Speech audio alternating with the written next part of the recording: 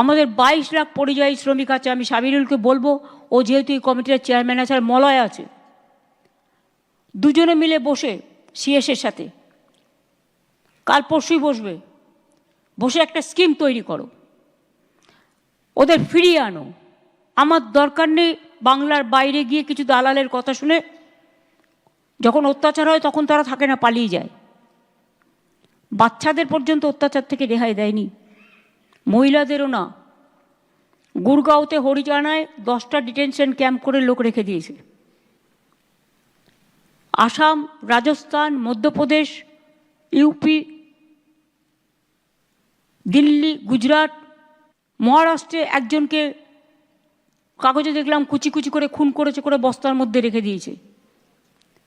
এটা কখনো মানা যায় না। রাজবংশীদের উপর অত্যাচার হচ্ছে, মতুয়াদের ওপর হচ্ছে, তপশিলি নিম্ন শীল পরিবার তাকেও চিঠি দিয়েছে। সংখ্যালঘুরা তো আছেই, এটা ওদের আইডেন্টিফাইড ব্যাটল। একটা স্কিম তৈরি করা হোক, যেটা হচ্ছে যারা আসতে চায় তাদের ফিরিয়ে আনার ব্যবস্থা আমরা করব। আমরা কারো কাছে ভিক্ষে চাইব না। আমরা কর্মশ্রী যে জব কার্ড হোল্ডার আছে, ইমিডিয়েট জব কার্ড হোল্ডারে সব কটাকে ঢোকাবো, যাতে তারা কাজ পায়।